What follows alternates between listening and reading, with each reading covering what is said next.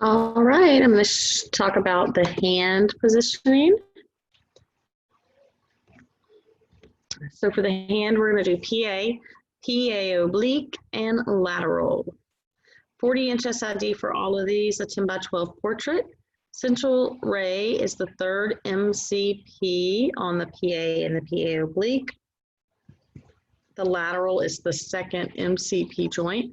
Specifically, that's where it hits first. It's still going to be going through the third MCP, but the book states second MCP for that. The patient is seated at the end of the table with the hand and forearm in the same plane. So we don't want anything leaning, everything level on the same plane. And we want to make sure to do that so that all the joint spaces will be open and visible on all views. So if your hand is lateral, that's going to have some fingers raised.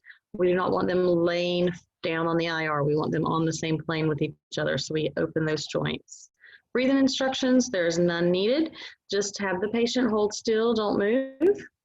Clinical indications, fractures, dislocations, foreign bodies, pathological processes, such as osteoporosis and osteomyelitis.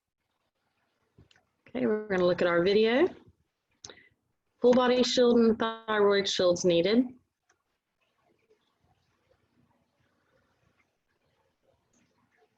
It's not playing too well. All right, so hand palm down, all on the same plane, center to the third MCP.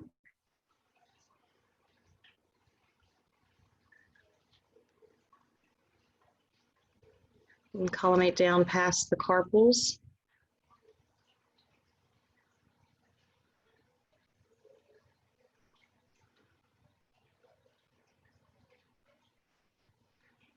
And change out your IR.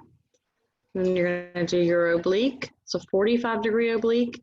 You can start by having the hand kind of at a slant with your fingers down, but then we're going to need to have them all on the same plane to be a good oblique so that we don't close the joint spaces. So that will have closed joint spaces. Now we're going to do a fan lateral.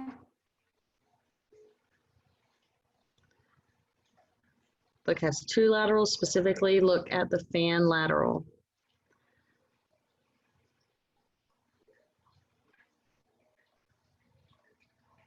Second MCP is where it's going to hit, going through the third MCP.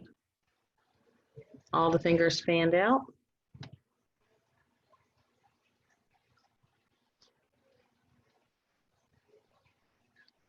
That we also want to make sure they're all on the same plane.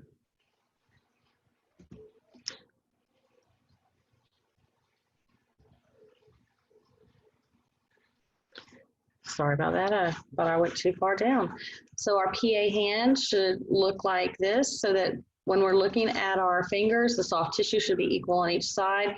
Also, the shape of the convexity of the phalanx should be equal on both sides. We should see the tips of the fingers, the soft tissue included, all the way down past the carpals to get the wrist joint included on our PA hand.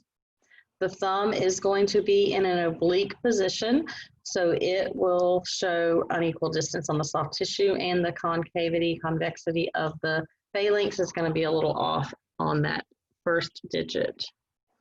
Should be able to see all the joints open, the DIP, the PIP, and the MCP, and all of the phalanxes, distal, middle, proximal, and the metacarpals.